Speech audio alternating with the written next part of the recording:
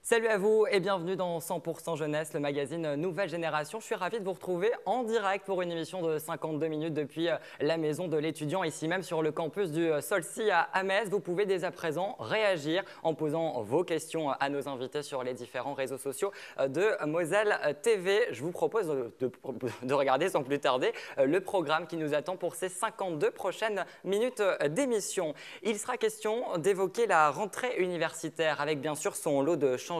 Repas à 1 €, revalorisation des bourses. On vous dira tout sur ce que vous devez savoir. L'Université de Lorraine propose également des jobs étudiants pour pallier à la précarité. Détail des offres. Dans un instant, on vous dira tout sur ces offres. On ira aussi au Crous Lorraine où ces logements séduisent encore, vous le verrez. Dans notre chronique santé, on vous présente le SUMS. C'est un centre de médecine préventive implanté sur le campus du Solcy à Metz. L'occasion de prendre des nouvelles de la santé mentale des étudiants. On prendra également le pouls de la vie étudiante. Élément indispensable pour faire vivre un campus, la maison de l'étudiant qui nous accueille ce soir et en est le témoin à part entière. Puis dans notre esprit d'artiste, cette semaine, focus sur le théâtre universitaire, une programmation éclectique pour réveiller votre esprit critique et vous constaterez également que l'art est en plein milieu de la politique universitaire. Je salue mes invités, bonjour à vous quatre et merci d'être avec nous pour cette émission directe. Je vous propose tout de suite qu'on commence avec l'actu pur, c'est parti. Pierre Desgottes, c'est votre première interview à la presse et en plus en direct, vous ne pouvez pas rêver mieux pour cette grande première. On va parler de la rentrée universitaire qui est surtout une rentrée un petit peu anniversaire parce que l'Université de Lorraine fête cette année, cette année 2022, sa 10e année. Est-ce que c'est signe finalement d'une nouvelle impulsion ? Ah mais tout à fait, d'autant plus que l'équipe politique vient d'être renouvelée. Nous avons élu notre nouvelle présidente, Hélène Boulanger. Il y a de nouveaux vice-présidents. Enfin voilà, nous sommes dans une phase de réorganisation. Les portefeuilles sont modifiés, donc on sent vraiment une nouvelle énergie pour ce 10e anniversaire. On va parler justement du portefeuille avec toutes les mesures qui ont été prises au sein même de l'université de Lorraine. La rentrée qui a débuté depuis quelques jours, c'est un petit peu le renouveau. J'imagine que vous êtes fiers de retrouver les étudiants démasqués, si on peut dire ça comme ça. Absolument, car il faut se rappeler qu'il y a 2 ans, nous avions fait la rentrée, mais nous étions tous en distanciation physique. Il y avait l'obligation d'être séparés de, je ne sais plus, 1 mètre, etc. L'année dernière, nous avons fait la rentrée tous masqués, avec toutes les difficultés que ça impliquait. Et cette année, enfin, nous pouvons faire notre rentrée à visage découvert. Et on se réjouit de voir le sourire de nos collègues et de nos étudiants. Et des étudiants, un point positif donc pour cette rentrée. Comme chaque année scolaire finalement, comme chaque début d'année scolaire, il y a son lot de surprises, d'étonnements. Et cette année, le coût de la vie étudiante a lui encore une fois bondi. Quel est le constat que vous pourrez tirer chez Fédélor Arthur ?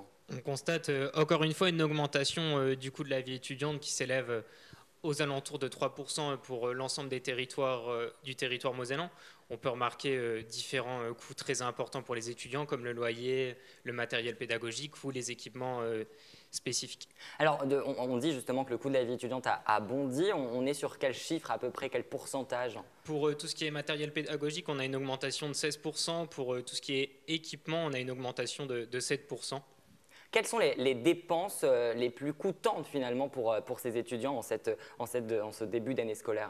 On peut retrouver par exemple tout ce qui est du coup les différents livres, tous les matériels spécifiques pour les étudiants en sciences et autres. On peut retrouver du coup les différentes associations ou BDE qui organisent des achats groupés pour essayer de faire chuter notamment ce prix, ou encore des dépenses plus spécifiques comme par exemple un ordinateur ou des produits d'hygiène. Pour les ordinateurs, on peut notamment se tourner vers l'Université de Lorraine ou les bibliothèques universitaires qui peuvent prêter des ordinateurs aux étudiants. Alors, tu nous l'as dit, le matériel scolaire va énormément cher et encore plus en ce début d'année. Vous mettez en place justement une opération pour acheter avec les BDE du matériel scolaire. Comment les étudiants précaires peuvent justement bénéficier de ce matériel-là ? Pour pouvoir disposer de ce matériel, il n'y a rien de plus simple, c'est essayer de voir s'il y a une association dans sa faculté, se rendre vers elle et voir si elle peut où elle a déjà mis en place ce dispositif. Alors Fédélor, mais également les autres associations d'étudiants, vous vous êtes longuement mobilisés sur le terrain au cours de ces 2 dernières années. Il y a quand même, on peut dire, des avancées, non, quand on parle justement de ces bourses étudiantes qui ont été revalorisées à 4%, c'est positif pour la suite ou pas? C'est une bonne chose, mais ça peut être aussi une bonne surprise perçue comme un lot de consolation, car elle arrive assez tardivement, cette augmentation, au contraire par exemple de la CVEC qui a été augmentée bien plus rapidement. Et Fédélor milite pour une refonte du système de bourse, avec également une modification du barème d'attribution des bourses, car à l'heure actuelle, depuis 2019, ce barème n'a pas été changé. Le SMIC a été revalorisé, comme vous le savez, et du coup, nombreux étudiants ont vu soit leur bourse diminuer, car ils passaient à l'échelon en dessous, voire même disparaître. Donc pour quelques euros de plus, on se retrouve avec beaucoup d'argent en moins, voire plus du tout de bourse. C'est assez dommageable. Et on va le voir parce que ça va avoir justement des impacts avec nos étudiants qui sont présents avec nous aujourd'hui. Le repas à 1 euro pour tous les boursiers, les étudiants précaires, c'est acté. Mais pour vous, selon Fédélor, c'est instable. Ça ne peut pas continuer comme ça. C'est quelque chose qu'on salue. On salue notamment le fait que le Crous de Lorraine nous a écoutés et a pu mettre en place des conventions avec les différents restaurants scolaires en Moselle-Est pour que les étudiants puissent avoir enfin la joie de pouvoir bénéficier de ces repas à 1 euro. Mais cependant, c'est quelque chose qui est instable pour le Crous de Lorraine. Pierre de Goth, est-ce que vous ressentez un petit peu, aussi bien pour vos étudiants, mais également ces étudiants d'une manière générale que vous croisez dans les couloirs, l'inquiétude de cette précarité étudiante? On parle beaucoup d'inflation, ça inquiète pour ces jeunes qui se retrouvent dans un logement tout seuls, qui vont devoir payer ses courses. Est-ce que vous ressentez cette inquiétude de la part des étudiants? Tout à fait, ce sont des choses dont ils nous parlent. On sent une certaine anxiété par rapport à la possibilité ou non de boucler les fins de mois.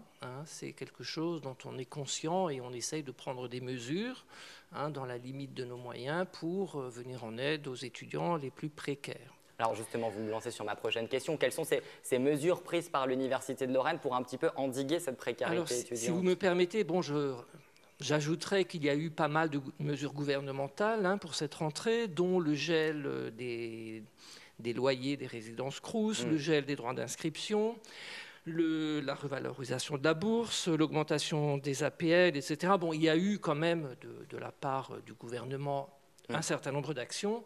Et au niveau de l'université, nous essayons de compléter ça. Arthur a parlé du prêt d'ordinateur. On est en train d'étudier la possibilité d'aider les étudiants pour l'acquisition d'un ordinateur. Nous avons également de nombreuses mesures. Pierre Desgottes nous en parlait justement, ces mesures gouvernementales. Est-ce que Arthur, vous êtes, on a peut-être l'impression que vous vous sentez écouté, non, par le gouvernement? On se sent écouté, mais pas forcément assez, comme j'ai dit, puisque 4%, c'est une augmentation qui se retrouve relativement assez faible. Par exemple, pour les premiers échelons de bourse, ça représente 4 euros en plus par mois, c'est pas forcément énorme. Mais comme l'a rappelé Pierre, l'université peut également faire des aides financières si on leur demande. Également, le Crous peut faire des aides à la fois soit ponctuelles ou annuelles pour les étudiants qui sont aussi non boursiers. Les Agorae, qu'est-ce que c'est concrètement? Du coup, les Agorae, c'est un dispositif qui a été mis en place par Fédélor il y a plus de 10 ans. On compte à l'heure actuelle 3 Agorae sur le territoire lorrain. C'est des épiceries sociales et solidaires qui sont un réel lieu d'échange pour l'ensemble des étudiants. Ça permet de lutter contre la précarité étudiante, l'exclusion sociale et également servir d'accès aux droits pour les différents étudiants. Est-ce que vous avez vu des étudiants arriver actuellement, là, cette rentrée scolaire, que vous ne voyiez pas auparavant? Oui, c'est un constat qui continue, celui qu'on a pu avoir pendant le Covid, avec l'arrivée de nouveaux étudiants qu'on n'avait pas forcément l'habitude d'avoir, qui découvrent le dispositif. À la fois, on est d'un côté heureux de pouvoir aider le plus de personnes, mais c'est malheureusement aussi triste de voir ce nombre d'étudiants en situation de précarité augmenter. Alors, ça fait 10 ans que ces Agorae sont en place. Est-ce que demain, on peut s'en passer? À l'heure actuelle, vu le nombre de bénéficiaires qu'on a, c'est quelque chose qui serait quand même assez compliqué de retirer ces Agorae pour les étudiants, car elles permettent aux étudiants de faire leurs courses à 10% les prix du marché. Donc, grosso modo, un paquet de pâtes reviendrait à 10 centimes à la place d'1 euro dans le commerce. Alors, autre dispositif que vous avez mis en place au sein de l'Université de Lorraine, on va en parler, ce sont les jobs étudiants pour gagner un petit peu d'argent à côté de ces études. Au sein de l'Université de Lorraine, des offres sont à pourvoir. Alors, est-ce une bonne ou une mauvaise idée? On en reparle juste après ce reportage. Regardez. Victor, 24 ans, est étudiant en Master 2 Information Communication. À côté de ses études, il vient de signer un job étudiant de 20 heures par semaine, rémunéré 500 € net par mois au sein même de l'Université de Lorraine. Il y avait une volonté aussi un petit peu d'émancipation, de gagner un petit peu d'argent tout simplement. J'aimais l'idée aussi de pouvoir simplement mettre ma part en travaillant et en pouvant payer la nourriture, l'électricité, Internet, les achats du quotidien. Concilier à la fois études et job étudiant, c'est possible, surtout quand celui-ci s'intègre à votre parcours professionnel. C'est le cas de Victor, avec des missions multiples. Ça va être d'assister en fait tout simplement les programmateurs et animateurs, donc en préparant le matos, en réalisant des formats, des formats visuels pour les réseaux sociaux, pour tout ce qui est affichage, communication, mettre en place, ranger, proposer des idées, essayer de parler avec des étudiants pour faire en sorte que les projets émergent et puissent se faire. Des projets qui seront par la suite travaillés par Antoine. Le dernier en date, cette émission en direct diffusée sur la plateforme Twitch. Aujourd'hui, cet ancien étudiant du campus est devenu salarié à la suite de son job étudiant. Je m'y attendais pas forcément. Après, peu à peu, j'ai quand même pris des responsabilités. Les choses se passaient très bien. Donc ça n'a pas non plus été une surprise qui est sortie de nulle part. Mais la transition s'est très bien faite parce qu'en fait, je suis resté avec les mêmes collègues et puis voilà, ça se passe très bien. Lors de son job étudiant, Antoine était assistant de communication. Il s'occupait principalement de réaliser les visuels pour des réseaux sociaux. Et aujourd'hui, je développe mes propres projets. Il y a aussi un emploi étudiant qui travaille avec moi. Et on développe des activités qui sont en ligne. Donc on a créé une nouvelle maison d'étudiants qui est en ligne, qui s'appelle la IMDE. Donc il y a des activités sur Discord, des activités sur Twitch, sur Minecraft. Et voilà, on part sur plein de nouveaux projets et c'est hyper intéressant. Il y a plein de choses à faire. L'Université de Lorraine propose ainsi des emplois réservés à ses étudiants. Ils sont répartis en 8 branches d'activité. Sur le campus de Metz, des offres sont encore à pourvoir. Alors justement, des offres sont encore à pourvoir. Pierre Desgottes, à qui peut être concerné concrètement par ces jobs étudiants? Tous les étudiants du campus? Tous les étudiants du campus, bien sûr. Il faut savoir que l'année dernière, nous avons recruté plus de 1000 étudiants pour des emplois étudiants. Et une des mesures que nous comptons prendre cette année, c'est d'augmenter le volant de jobs à pourvoir d'à peu près une centaine. Alors, quand on sait que sur votre campus, sur les campus de l'Université de Lorraine, on compte 62 000 étudiants et que vous proposez 1100 jobs étudiants, on imagine que ça ne va pas pouvoir endiguer l'intégralité de la précarité étudiante. Certainement pas, mais enfin voilà, c'est quand même un pas que nous faisons en direction des étudiants. Il n'est pas sûr d'ailleurs que tous les jobs soient pourvus. Ça, c'est bon, les mois prochains nous le dirons. Et donc on incite justement tous ces jeunes qui ont envie, pourquoi pas, de participer à ces jobs étudiants, de se rendre sur le site de l'Université de Lorraine. Ils y retrouveront tous les formulaires d'inscription. On va parler du logement. C'est aussi une grande galère chez les étudiants, surtout quand on arrive à Metz ou un peu partout en France et qu'on est dépourvu. On quitte le logement familial. Il faut trouver un logement. C'est pas facile. On voit sur les réseaux sociaux aussi tous ces jeunes, j'en ai vu encore ce matin, chercher désespérément des jobs. On a le Crous de Lorraine, mais malheureusement les places sont quasiment toutes complètes, les listes s'allongent. Arthur, comment faire quand on n'a pas de garant et comment faire quand on n'a pas de logement et que c'est vraiment la galère? Une solution mise en place par l'État pour pouvoir justement nous aider au cas où on n'a pas de garant, ça s'appelle le dispositif Visal. Vous pouvez retrouver toutes les informations sur le site internet qui donne les différents critères d'accès. C'est accessible aux jeunes de moins de 30 ans. Malheureusement, fait dès lors, note qu'encore certaines agences refusent d'accepter ce type de garant. Pierre Desgottes, est-ce qu'on a réfléchi au sein de l'Université de Lorraine à des dispositifs justement pour ces étudiants qui sont un peu embêtés, qui se retrouvent sans logement? Bien sûr, nous réfléchissons actuellement à la mise en place de logements relais pour régler les situations d'urgence.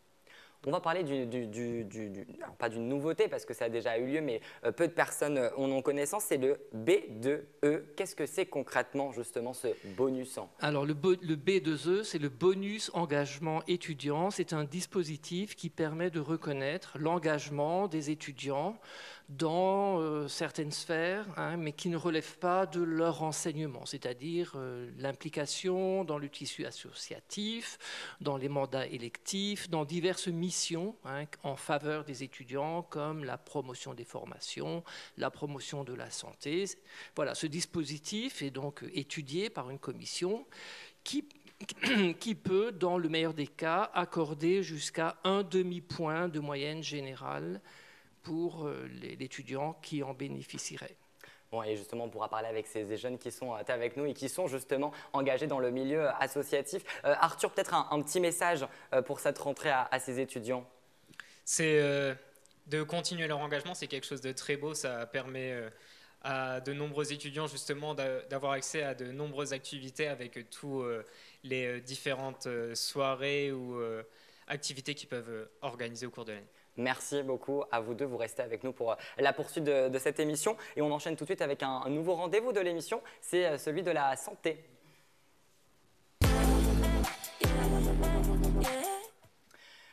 Tout au long de la saison, les médecins du CHR Metz-Thionville répondront à nos questions sur des sujets de santé qui nous concernent, l'acné, maman à 16 ans, bref, tous les sujets qui concernent finalement les jeunes. Mais cette semaine, c'est le docteur Catherine Burguin qui répond à mes, mais également à vos questions. Bonsoir et merci d'être avec nous. Faisons déjà, pour commencer, un état des lieux de cette jeune génération. Est-elle finalement au courant de sa prise en charge au niveau de la santé, de la sécurité sociale, toutes ces démarches un petit peu administratives ? Alors, au niveau de la sécurité sociale, c'est pas toujours très facile pour eux d'accéder à l'inscription, de comprendre comment ça marche. Souvent, bon, les jeunes Français ont quand même leurs parents qui les aident, mais alors les jeunes gens et les jeunes filles qui arrivent de l'étranger, la sécurité sociale, ils connaissent même pas. Alors, comment s'inscrire à la sécurité sociale, c'est encore plus compliqué. C'est encore plus compliqué. Heureusement, on a un service médico-social et nos assistantes sociales les aident bien souvent dans les démarches à faire. Alors justement, vous êtes médecin généraliste au SUMS, le service universitaire de médecine préventive et de promotion de la santé, sur ce campus ici même du Solcy. Quelles sont vos missions précises au sein de ce SUMS ? Nos missions, ce sont d'assurer la veille sanitaire, c'est-à-dire massivement s'occuper du Covid, on va dire, pour simplifier pour les gens, mais il y a d'autres maladies, voilà, c'est fini. Et puis d'assurer aussi les visites médicales de tous les étudiants et enfin de faire face aux demandes des étudiants urgentes ou plus ou moins urgentes au niveau médical. Ça veut dire qu'on peut aussi bien venir vous consulter pour de la médecine généraliste que de la médecine d'urgence et la consultation est gratuite. Alors la consultation est gratuite, mais normalement nous ne sommes pas habilités à faire du soin, nous ne sommes pas encore un centre de soins, ça devrait pas tarder.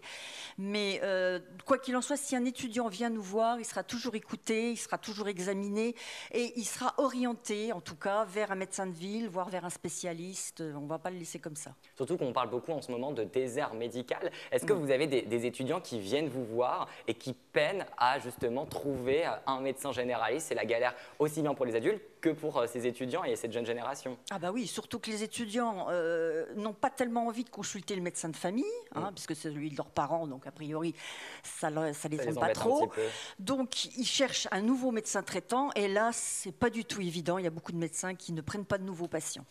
Alors, au cours de ces 2 dernières années, on a beaucoup entendu parler de la santé mentale des étudiants, avec notamment cette période de Covid, ces cours justement en distanciel. Alléluia, ils ne devraient pas normalement en avoir cette année. Aujourd'hui, une question, vont-ils mieux ces étudiants ? Leur santé mentale va-t-elle mieux ou elle est encore mise à rude épreuve ?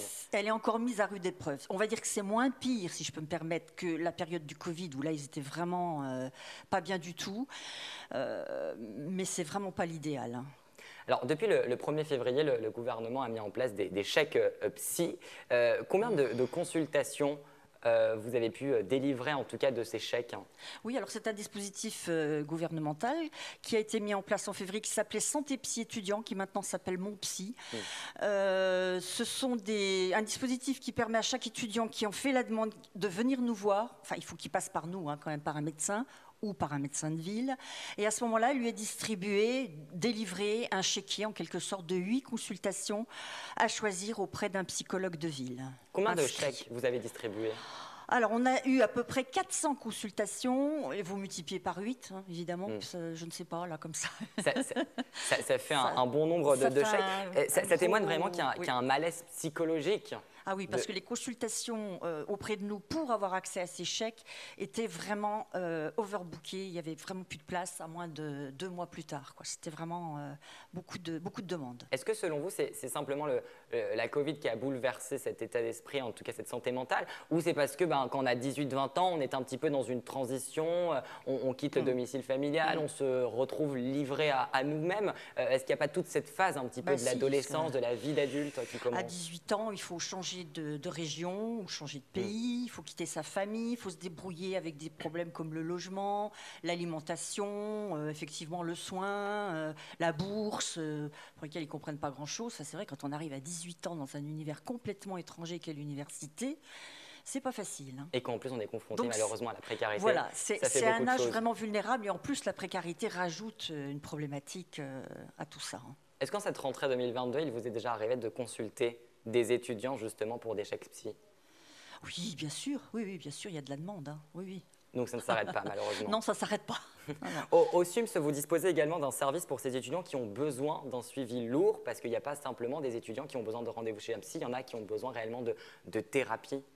Alors, ce n'est pas vraiment au SUMS, c'est un service qui nous est associé, qui travaille en même temps que nous, en partenariat, et qui s'appelle le BAPE, le Bureau d'aide psychologique de l'étudiant, et qui a été un petit peu victime de son succès. C'est pour ça qu'on a été content d'avoir les chèques santé psy étudiants qui apparaissaient. Mais c'est vrai que le BAPE se spécialise, si je puis dire, un peu plus dans la prise en charge au long terme des étudiants, au long cours, pardon, et puis éventuellement pour les étudiants qui ont besoin d'une mise sous traitement, donc qui ont besoin d'un psychiatre, ce qui n'est pas toujours facile à trouver. Souvent critiqué, mais souvent aussi sujet de réticence, la vaccination. Pourtant, il y a des vaccins qui sont obligatoires à l'âge adulte, dont quand on est étudiant, on peut peut-être un petit peu les oublier. Et c'est aussi votre champ d'action, rappeler à toute cette jeune génération qu'il y a des vaccins à faire. Oui, je sais qu'ils n'aiment pas trop entendre ça, mais c'est vrai que pour eux, la vaccination, c'est quelque chose des petits, avec le carnet de santé, l'alimentation oui, c'est pas simplement du bébé. Quand on a 10 ans. Enfin, pour eux, c'est terminé. Alors qu'en réalité, il y a des rappels à faire à l'âge adulte, des nouvelles vaccinations, on l'a vu avec la vaccination Covid, quoi. Mais il y en a d'autres. Et nous sommes centre de vaccination, nous pouvons leur fournir gratuitement. Vous faites également de la prévention, c'est un peu votre mission première. Quels sont les grands axes justement de la prévention? Parce que j'imagine que vous avez une prévention ciblée vers la jeune génération. On va penser peut-être à la sexualité, à tous ces contours. Quels sont ces axes? Nous avons choisi des axes thématiques jeunes, c'est-à-dire tout ce qui est addiction, tout ce qui est nutrition, activité physique du sujet jeune, tout ce qui est effectivement IST, SIDA, contraception, et puis vaccination. Voilà. Et bien-être, bien sûr, la lutte contre le stress aux examens ou en cours. Et des axes qu'on aura l'occasion d'aborder tout au long de cette saison dans 100% Jeunesse. Alors tous les mois, vous faites justement des actions sur les campus de prévention. La prochaine en date, c'est la quand? Alors la prochaine, ça va être le forum bien-être au mois d'octobre et puis le boire, manger, bouger dans le cadre de la nutrition au mois de novembre. Je précise juste que c'est assuré par nos étudiants relais. Étudiants relais pour la santé, c'est un des jobs étudiants que nous proposons. Et justement, j'allais vous reposer une question sur ces étudiants qui vous accompagnent pour faire de la prévention. Oui. Je ne dis pas que vous ne faites plus partie de cette jeune génération, mais c'est vrai que le message de jeune à jeune passe peut-être plus facilement. C'est pour ça justement que vous avez recruté ces étudiants. Oui, comme je dis toujours, ça fait un peu rire, mais si je me plante à côté d'un étudiant avec une petite table et du préservatif le jour de la journée mondiale d'action contre le sida, ça ne va pas les attirer beaucoup. Hein. Donc il faut que j'ai un discours plus adapté et passer par les pairs, PAIRS. C'est quand même plus utile, plus facile. Mais vous restez là quand même pour superviser un petit peu l'opération. Vous n'êtes pas très loin. Comment faire justement pour prendre rendez-vous au SUMS et venir avec vous? Il suffit de téléphoner au 03 72 74 05 40 et puis de demander quel est l'objet de l'appel, qu'est-ce qu'on souhaite, qu'est-ce qui ne va pas. Très bien, on rappelle tout ça, on rappelle que les consultations sont gratuites, que le centre est ouvert de 8h à 17h du lundi au vendredi. Et puis on va rappeler également le numéro qui s'affiche en bas de votre écran, c'est le 03 72 74 05 40. Merci beaucoup Catherine Burguin, je vous le rappelle, vous êtes médecin généraliste spécialisé en santé publique. La maison de l'étudiant qui nous accueille aujourd'hui pour cette émission en direct du campus de Metz. La maison d'étudiants, c'est un petit peu un tiers-lieu fort de synergie et Dr Burguin nous dira pas le contraire, mais c'est important d'avoir une vie étudiante à côté de ses cours et ne pas simplement être focus dans ses cours. Alors c'est bien, mais c'est bien aussi de pouvoir se rencontrer, de créer de la cohésion, de rencontrer peut-être ses futurs collègues. Totalement, c'est le but vraiment de la maison de l'étudiant, c'est que ce soit un lieu qui soit vivant, qui soit détendu, où les étudiants peuvent se rencontrer. Donc on a régulièrement des activités qui se font avec des ateliers, des événements réguliers, un festival qui va bientôt avoir lieu. Et c'est vrai que c'est un lieu où on a une belle terrasse, on est au milieu à côté du campus, enfin c'est vert partout et c'est vraiment un lieu qui est agréable et les étudiants peuvent vraiment se rencontrer facilement ici. Ils ont des instruments de musique à disposition, un piano, une guitare, une contrebasse et c'est vrai qu'on voit régulièrement des étudiants qui viennent jouer, puis rencontrer d'autres musiciens. Et c'est un lieu de vie qu'on essaye vraiment le plus actif possible sur le campus. Et on le découvre justement grâce à ces images. Avoir un campus sans vie étudiante, c'est un campus qui n'a pas de vie, on peut le dire. Oui, pour moi, oui, la vie étudiante, c'est très important, comme vous disiez. On a ces études en 1, il faut les réussir. Et après, il y a tout ce qui va à côté. Et c'est ce qui crée en fait les citoyens de demain aussi, c'est de s'investir dans des associations étudiantes. Et puis, ils ont quand même. Les associations étudiantes ont quand même beaucoup de moyens quand ils sont à l'Université de Lorraine, quand ils sont labellisés Université de Lorraine, pour développer des projets grâce au Fonds de solidarité des initiatives étudiantes, et qui peut leur permettre d'être aidés jusqu'à 70% d'un projet. Et ça, c'est quand même assez énorme quand on commence une activité associative. Alors justement, quel est le rôle concret de la maison de l'étudiant? C'est d'accompagner justement ces projets d'étudiants? Oui, on a un lieu de vie qu'on doit faire tourner tous les jours et vraiment le point fort, c'est vraiment l'accompagnement des projets, donc pour les associations et aussi pour juste des étudiants qui ont des idées, des projets en tête. Et nous, notre but, c'est avec toutes ces années un petit peu d'expérience, on va dire, qu'on a eu dans le tissu associatif et même autres, c'est de leur redonner tout le réseau qu'on a, les accompagner sur trouver le financement, réfléchir à l'organisation. Et il faut que l'initiative, elle parte d'eux. Et après, on est là vraiment pour les accompagner. Et on veut vraiment qu'ils s'accaparent en fait la maison de l'étudiant. C'est un lieu où il y a une salle de concert, il y a une salle audiovisuelle pour développer plein de projets. Et c'est vrai qu'ils ont beaucoup de... À l'époque, on n'avait pas autant de personnel dans la maison de l'étudiant. Là, maintenant, on est 4 salariés à plein temps, 3 emplois étudiants, ce qui est assez énorme pour accompagner tous les étudiants. Et ils sont les bienvenus quand ils veulent. Et on va prendre aussi la température du côté de ces associations que vous accompagnez dans un instant avec nos étudiants qui sont avec nous, je vous le rappelle, depuis le début de cette émission. Alors, on l'a dit et vous l'avez dit, Olivier, c'est un lieu de cohésion, de rencontre, cette maison de l'étudiant. Mais il faut aussi se mettre à la page, savoir se réinventer. La maison de l'étudiant devient l'AIMDE. C'est une maison de l'étudiant en ligne, c'est ça ? Oui, c'était justement pendant la période de Covid où on avait développé des projets, notamment sur Internet. On avait travaillé des lives insolites avec Moselle TV et aussi la Cité Musicale. On a vu qu'il y avait une attente et on ne pouvait pas ne rien faire. On n'est pas du tout dans l'inaction à la maison de l'étudiant. On est toujours à essayer de trouver des projets et s'adapter en fait à la réalité. Et c'est vrai que Antoine, que vous avez vu dans le reportage avant, il arrivait au bon moment en fait. Il avait plein d'idées justement de développer justement des projets sur la IMDE.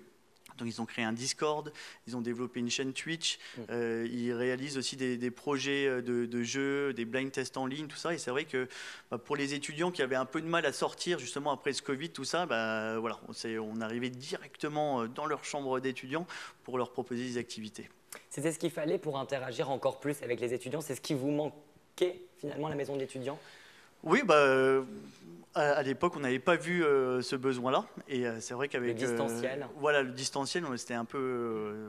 alors moi, je suis moins dans le distanciel, toutes les questions de Internet, IMDE, tout ça, je suis moins dedans. Et c'est vrai, c'est pour ça qu'on a eu une personne qui est vraiment dédiée à ça et qui peut vraiment gérer toutes ces questions-là. Et pour la maison d'étudiants, c'est aussi cette rentrée signe de grandes nouveautés avec des projets qui arrivent très prochainement. Qu'est-ce qui va marquer concrètement l'année scolaire en cours au sein même de la maison d'étudiants? Alors, il va y avoir déjà très prochainement le festival 360 degrés qui aura lieu le 23 septembre. Donc là, c'est une première, c'est un nouveau festival de rentrée, justement après des années où on a pu pas faire grand-chose. Et ben, on voulait refaire une rentrée avec, voilà, on essaye de condenser un petit peu tout ce qu'on va faire sur l'année, sur un festival en plein air avec, on va ramener un skatepark sur l'université, il va y avoir une roller disco, il y aura des concerts sur un camion scène extérieur, DJ set sur la terrasse. Et même des ânes, on voit. Et ouais. Il y aura une visite en âne du campus, c'est voilà. Ben voilà. Donc, on a des projets justement avec les CPN Coquelicot, on développe un jardin partagé qui est à côté où tous les étudiants peuvent venir se servir librement. Et donc on a tous ces projets-là et on a notamment un âne qui va nous permettre en fait, alors on ne sera pas sur l'âne, on sera accompagné d'un âne batté.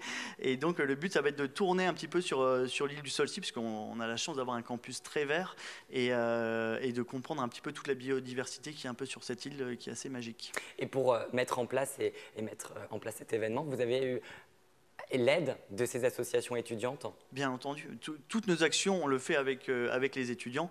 Et donc, on a 5 associations qui travaillent avec nous, qui soient éclectiques sur la partie musique avec Diffuson. On a également l'Université e-sport qui vont gérer justement des tournois de jeux en ligne. Et voilà, c'est le cœur de notre métier, quoi. On ne fait pas les choses tout seul, on n'est pas une salle de programmation. On fait les projets avec les étudiants et les associations étudiantes. Merci beaucoup Olivier, on le rappelle, rendez-vous donc sur le campus le 23 septembre pour le 360 Festival, sa première édition. On vous souhaite bien sûr une bonne réussite. Merci, vous êtes les bienvenus. Merci, on n'y manquera pas d'être au rendez-vous. Elles sont au nombre de 200 sur l'ensemble des campus de l'Université de Lorraine. Ce sont les associations étudiantes qui sont synonymes finalement de dynamisme de la vie étudiante, on vient d'en parler. Pour nous en témoigner, 3 étudiants membres d'associations sont avec nous. Bonjour Romane, Amélie et Célian. Une première question, est-ce que vous alliez souvent justement à la maison des étudiants? Allez-y, je vous pose la parole. Célian, est-ce que la maison des étudiants, tu l'as fréquentée souvent? Bonjour. On a eu la chance d'avoir... personnellement, moi je suis ici pour parler des associations d'audiovisuel, donc MOC et les Lascar. Pourquoi justement avoir voulu t'intégrer dans une association étudiante? Pourquoi avoir voulu justement...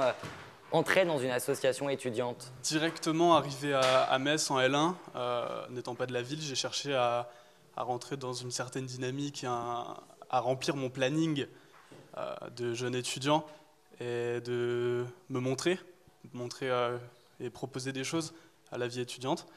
Le MOC est directement arrivé, je suis tombé directement dans cette association qui est plus dans l'événementiel.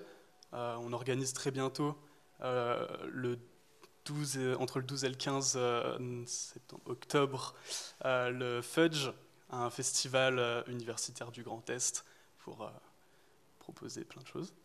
Romane, toi aussi tu es intégré dans une association étudiante.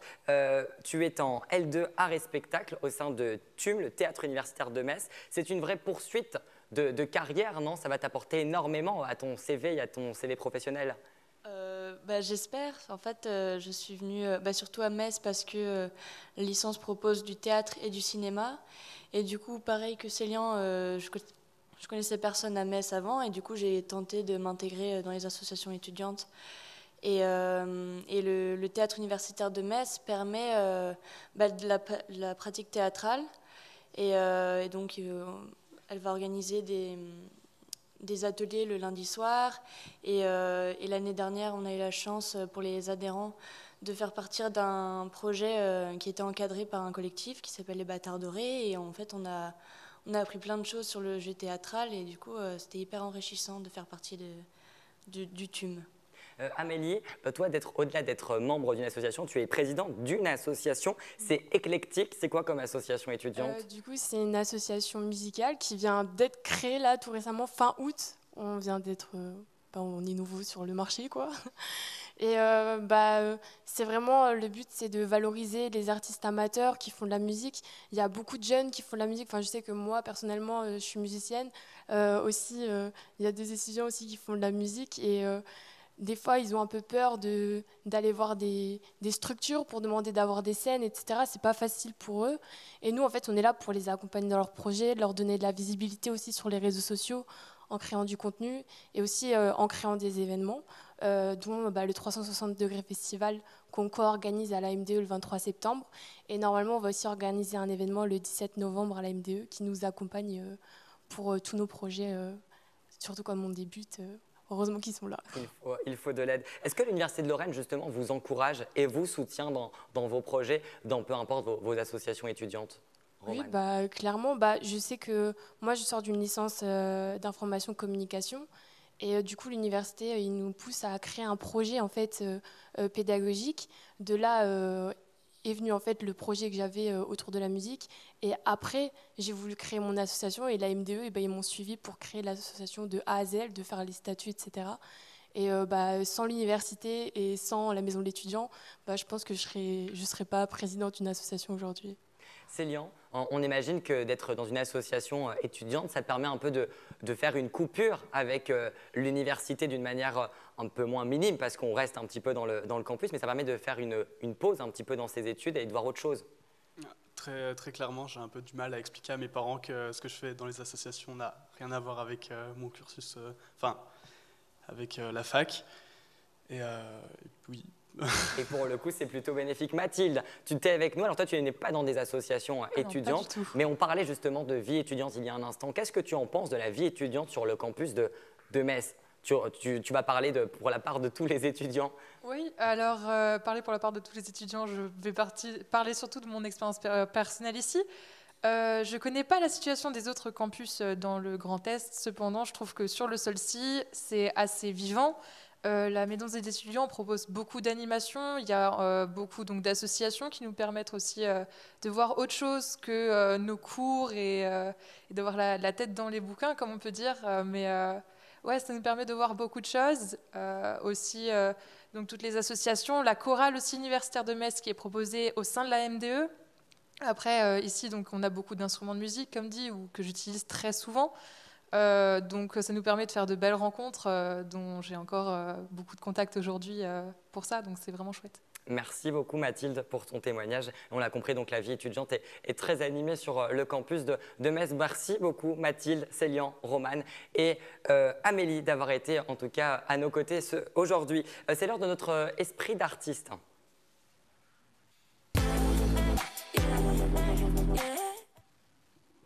Et je disais esprit d'artiste, mais plutôt nos esprits d'artistes. Ils sont très nombreux aujourd'hui. Vous avez déjà entendu, j'en suis sûr, parler de sport-études. Mais si je vous parle de statut d'artiste de haut niveau, la réponse n'est pas forcément la même.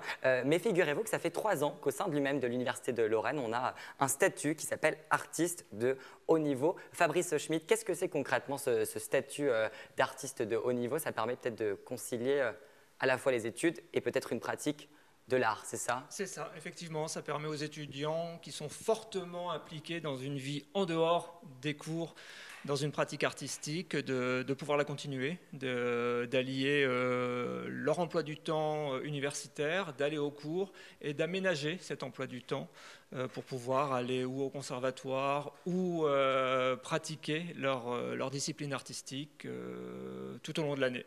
À quel moment on peut se considérer artiste de haut niveau? Parce que c'est vrai que le terme peut faire un petit peu peur à certains moments. Effectivement, alors à partir du moment où on a une forte pratique, après à chacun de poser, je dirais, de candidater pour obtenir ce statut. On reçoit tous les étudiants et après une commission se réunit pour donner ou pas ce statut. Mais en tout cas, voilà, on essaye quand même de faciliter les choses pour que l'ensemble des étudiants puissent en profiter. Alors quelles sont un peu les disciplines qu'on retrouve chez les étudiants qui ont ce statut au sein même de l'université? C'est assez varié, il y a énormément de musiciens, quelques gens de théâtre, des danseurs et on a déjà eu des gens du cirque également. Et également parce que là on peut parler des filières de la formation initiale, mais on a aussi des artistes qui reviennent faire des études et de leur pratique professionnelle, ils peuvent aussi obtenir ce statut pour pouvoir continuer à faire leurs tournées ou leurs concerts ou spectacles tout au long de l'année. Alors Judith, tu vas être notre témoin privilégié pour cette émission. Tu fais de la trompette au conservatoire de Metz. Quand tu as entendu parler de ce statut, il fallait que tu sautes sur l'occasion, non? Tu t'es quand même un petit peu interrogé au début. Oui, c'est ça, parce que je m'estime pas forcément. Enfin, c'est vrai que, comme on l'a dit, le terme artiste, c'est assez particulier. Voilà. En plus, haut niveau, ça fait tout de suite un peu impressionnant. Voilà. Et donc, mais je me suis dit, je fais quand même deux cursus, un peu un double cursus. Voilà, à la fois la musique qui est quand même très présente depuis longtemps. Et puis la fac, et j'ai beaucoup d'heures de musique, je joue dans plusieurs orchestres, etc. J'ai beaucoup de choses, donc il fallait quand même, je trouve, un moyen pour un peu concilier les deux. Et je me suis quand même penchée sur ce statut, et puis j'ai fait la demande, et ça correspondait. Donc j'ai pu l'obtenir, ce qui est assez utile. Combien d'étudiants peuvent bénéficier de ce statut au sein même de l'université actuellement ? Il n'y a pas de chiffre limite, on répond aux demandes. À l'heure actuelle, il y en a une quinzaine. On essaye de faire en sorte qu'il y en ait plus, qui osent effectivement venir nous demander à obtenir ce statut. Et voilà, en tout cas, c'est un vrai plus pour la vie de l'étudiant dans cet engagement et de ne pas couper complètement avec d'autres activités. Alors, on parle depuis le début de cette interview de concilier à la fois études et pratiques artistiques. On imagine que ça se traduit par un aménagement un petit peu de planning, de calendrier scolaire. Quels sont ces aménagements qu'on retrouve la plupart du temps ? Alors, ils peuvent être ponctuels ou réguliers. Régulièrement, effectivement, avec des cours au conservatoire tous les soirs, tous les lundis soirs, il peut y avoir des cours qui vont bloquer. Donc là, on est vraiment sur toute l'année.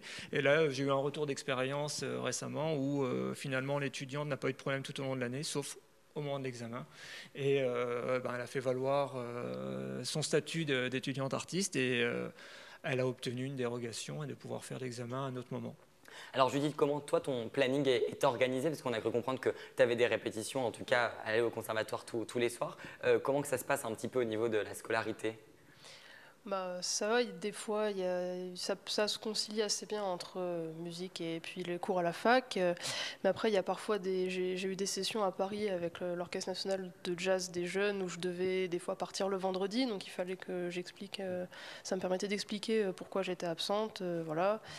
Sinon, le reste du temps, le souci aussi principal, c'est qu'au deuxième semestre, l'emploi du temps change. Et donc, mes cours de musique, au début de l'année, j'essaye, les cours ou les répétitions, etc., j'essaye de les caler en fonction de l'emploi du temps initial. Mais je ne peux pas prévoir ce qui va se passer au second semestre. Donc, c'est pour ça que c'est utile à ce moment-là de dire, voilà, là, j'ai de la musique qui est là depuis le début de l'année. Comment je peux faire pour un petit peu... concilier les deux, et puis voilà, donc je vois ça un peu avec l'administration et les profs, et en général ça se passe bien. Sans ce statut, ça aurait été compliqué de continuer à faire de la trompette, ou ça aurait été plus compliqué?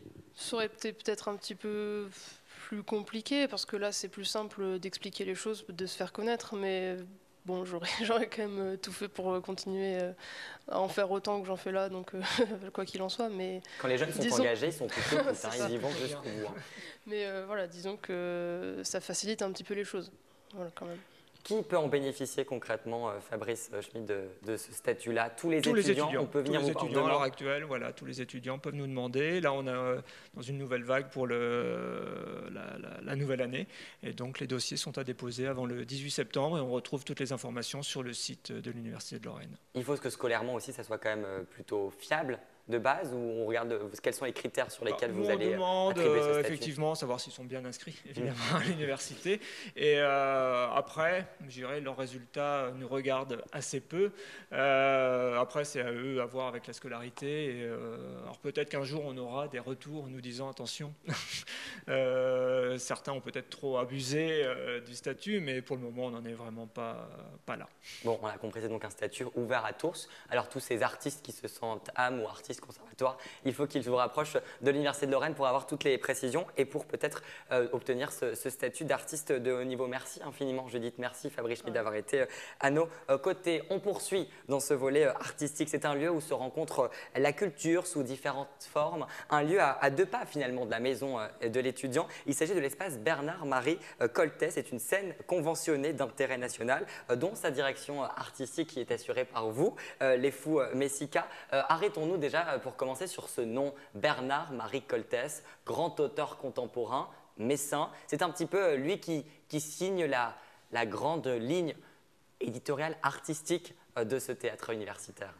Oui, il faut savoir que donc, Bernard-Marie Coltès, c'est l'un des plus grands auteurs de la fin du XXe siècle et qui est traduit dans énormément de pays, donc il est très joué partout. Et il marque pour moi l'entrée dans les écritures contemporaines. En fait, c'est un peu le passage avec les écritures qui nous touchent aujourd'hui. C'est une scène conventionnée d'intérêt national, je le disais, mais qu'est-ce que ça veut dire concrètement? Alors concrètement, ça veut dire qu'on a une double tutelle, celle de l'Université de Lorraine et celle du ministère de la Culture, qui nous reconnaît donc comme un lieu qui bénéficie de cette appellation, qui est digne de programmer des spectacles qui sont de niveau national, qu'on peut retrouver partout en France, qui est censé accompagner, qui accompagne les compagnies du Grand Est, les compagnies de la ville de Metz, et toujours dans cette optique d'accompagner la création. Alors c'est une salle composée de 124 places assises. 144, pardon, merci de la correction, 144 places assises, un théâtre, je le disais, installé au sein même du campus, ici même au Solcy. Est-ce qu'on ne serait pas dans une politique de dire on rend accessible à tous le théâtre? Ah mais c'est tellement ça, c'est ce pourquoi l'Université de Lorraine finance cet établissement, pour que la culture soit accessible à tous, puisque les étudiants peuvent bénéficier donc de spectacles que l'on peut retrouver partout en France pour un tarif vraiment modique de 5,99 € et 4 à partir du moment où ils viennent à 10 copains ou copines. Bon, le message est passé, il va falloir venir assez accompagner. Comme tout théâtre, il y a une programmation. La vôtre repose sur 3 grandes thématiques. Quels sont ces axes sur lesquels vous vous appuyez pour mettre en place cette programmation et cette saison? Alors la programmation s'articule autour de la société en mots MAUX, le corps dans tous ses états et la notion d'étranger, mais à prendre vraiment avec des guillemets. Donc la société en mots, ça peut être une thématique autour de la famille, autour des médias, autour du système financier, et cette année en particulier la violence. Le corps dans tous ses états, c'est tout ce qui fait référence au corps, mais ça peut être la norme, l'identité, le genre, le mal qu'on peut faire au corps, la maladie, enfin tout ce qui touche autour du corps au sens propre comme au sens figuré. Et puis la notion d'étranger, comme on pouvait l'évoquer aussi avec le SUMS tout à l'heure, on peut aussi être étranger à soi-même quand on grandit, quand on quitte un état pour passer à un autre. Bien évidemment, c'est aussi le migrant, c'est aussi vous et moi, on est étrangers l'un à l'autre pour l'instant. Et voilà, c'est toutes ces notions-là qui sont abordées à travers les spectacles et qui sont des fils rouges qu'on peut retrouver, qui nous permettent aussi de faire du lien avec des enseignements.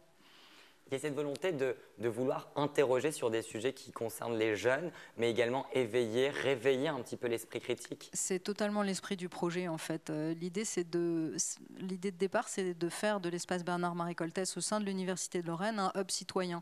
C'est là où on vient effectivement apprendre à décortiquer, à analyser. Et c'est le rôle des artistes à travers les écritures contemporaines, et c'est ce qu'on aime partager et qu'on a envie de partager quand il y a un spectacle, par exemple. On ne reste jamais tout seul avec le spectacle, il y a toujours des bords plateaux qui permettent de créer de la parole et qui... parce que finalement, c'est pas en mettant sous le tapis les problèmes qu'on les résout.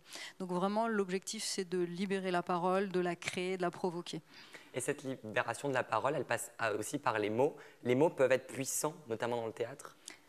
Pour moi, c'est vraiment l'essentiel. La fiction dramatique, ça permet vraiment de prendre de la hauteur, de prendre de la distance. Et puis, le fait d'avoir toutes ces armes-là qu'on va créer avec notre imaginaire et puis la confrontation à toutes les questions plutôt que de les ignorer, ça permet de revenir plus fort dans notre vie réelle, quoi. L'ouverture de la saison aura lieu dans quelques jours. Ça se passera le 6 et le 7 octobre prochain avec un premier spectacle, c'est Pédagogie de l'échec. Racontez-nous. Alors oui, Pédagogie de l'échec, c'est un spectacle de Pierre Notte qui met en scène en fait 2 individus, une supérieure et son subalterne, dans un endroit qui est, où c'est le chaos, tout s'est effondré, tout s'est écroulé, ils se retrouvent dans un espace, un étage, un bout d'étage dans un immeuble, et tout autour il n'y a plus rien, et ils vont quand même continuer à travailler. C'est une comédie féroce qui montre l'absurdité du travail, mais qui en montre aussi certains bons côtés, mais en tout cas c'est vraiment un spectacle réjouissant. Et c'est très prochainement, c'est l'ouverture de la saison. Une autre pièce, Les Tropiques de la violence. Alors Tropiques de la violence, c'est une adaptation d'un roman éponyme de Natacha Apana, et c'est vraiment un spectacle complet. En fait, ce qui est intéressant avec les 2 propositions de début de saison, c'est Pédagogie de l'échec, ils sont 2 sur le plateau, il n'y a pas de décor, les lumières évidemment et le jeu d'acteurs. Et à l'inverse, Tropique de la violence, il y a une scénographie de folie, je pourrais dire. Il y a de l'eau sur le plateau, de la musique en direct, beaucoup de comédiens, et c'est vraiment très engageant. C'est aussi très cinématographique comme écriture, et c'est vraiment un spectacle total, quoi. Il y a un contraste finalement entre ces deux pièces d'ouverture. Avant de conclure cet échange, je voudrais qu'on aborde ensemble un projet dont vous en êtes fiers et que vous êtes en train de mettre en place avec différents autres partenaires artistiques. C'est de rendre accessible le théâtre à tous, mais accessible aussi à ces personnes en situation de handicap. Exactement, avec des collègues de la région Grand Est, principalement le NES de Thionville, la machinerie d'Aumécourt, le carreau de Forbach et d'autres collègues du Grand Est. Nous avons décidé, grâce au ministère de la Culture et à la mission handicap de l'Université de Lorraine, d'investir dans du matériel d'accessibilité, à savoir des casques d'audiodescription et des gilets vibrants. Et tous ensemble, nous nous sommes organisés avec les collègues donc, des autres lieux pour créer une programmation sur toute une saison qui serait accessible. Donc ça veut dire des spectacles audio décrits, parfois c'est en langue des signes, parfois c'est qui utilisent les gilets vibrants et qui permettent vraiment d'avoir une continuité. C'est pas juste un spectacle de temps en temps, c'est vraiment de travailler ensemble et de mutualiser le matériel aussi. Merci beaucoup les Fous Mexicains. J'ai oublié de dire que ça s'appelait Yo, les yeux, les oreilles. Yo. On a l'avant-première de ce projet. Merci les Fous Mexicains. On vous souhaite donc une belle saison culturelle et je vous incite, vous, étudiants, mais également pas étudiants d'université, à aller faire un tour sur le site qui s'affiche en bas de cet écran pour y découvrir l'intégralité de la programmation de ce théâtre universitaire. Les temps forts de cette rentrée universitaire, c'est également 2 dates à retenir. La première, Arthur, c'est toi qui vas nous en parler. Ça se passe très prochainement, fin septembre. Oui, en effet, Fédélor organise les Nocturnes étudiantes le jeudi 29 septembre à Nancy, place Carnot. Lors de cette soirée, 5 groupes étudiants auront l'occasion de se présenter sur scène avec une tête d'affiche qui sera Tsu The Kid. Bon bah voilà, le rendez-vous est pris. Ça se passera de votre côté à Nancy. Mais bon, on va rester quand même à Metz avec un autre événement. C'est celui de Metz l'étudiante. C'est une semaine de festivités pour accueillir les étudiants. Cette année, ça a lieu du 21 au 30 septembre, un peu partout dans la ville. Un programme riche attend les étudiants pour leur permettre de prendre leur marque, de trouver un bon plan pour les accompagner dans leur vie étudiante. Alors, temps fort de cette semaine, c'est l'étonnant défilé des étudiants dans les rues du centre-ville. Au rendez-vous, pas moins de 1000 étudiants vêtus de leurs costumes. Ils sont attendus. J'espère que vous serez de la partie. Bien sûr. Allez, vous y serez avec nous. C'est ainsi que se referme cette émission. Merci infiniment pour votre fidélité. Merci également à tous ces invités qui ont été à mes côtés. Merci également à cet étudiant. Merci infiniment à l'équipe technique de Moselle TV pour ce dispositif. Merci, remerciement particulier à Fanny qui m'a aidé à préparer cette émission. Prochain rendez-vous ensemble, ça sera le mardi 27 septembre à 19 h, aussi bien sur Moselle TV que Vosges Télévisions. Et j'ai déjà hâte de vous retrouver. Excellente soirée sur les antennes de Moselle TV. À bientôt. Salut.